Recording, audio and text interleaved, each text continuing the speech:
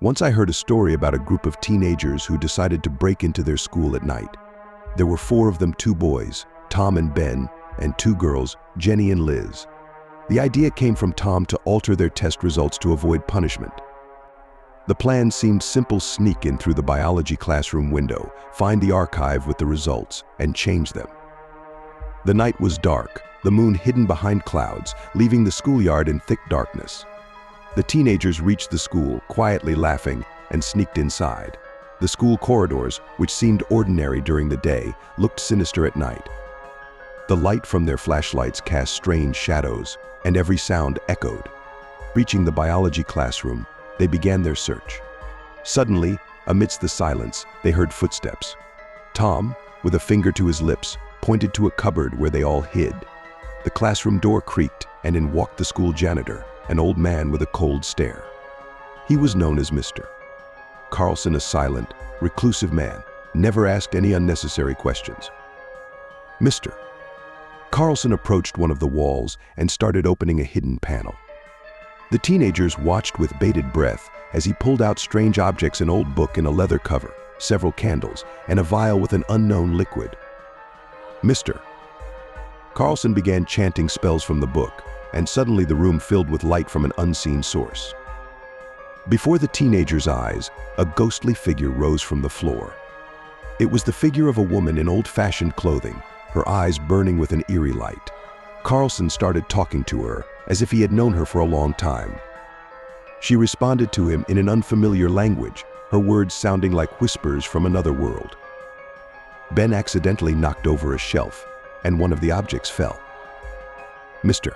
Carlson turned around. There was something in his eyes that was inhuman, something beastly. He approached the cupboard and yanked it open. The teenagers didn't have time to escape, and the old man, grabbing Tom's hand, uttered a spell. In the next moment, they found themselves in another place. It was a dark forest where the trees twisted into impossible shapes and the air was thick and heavy.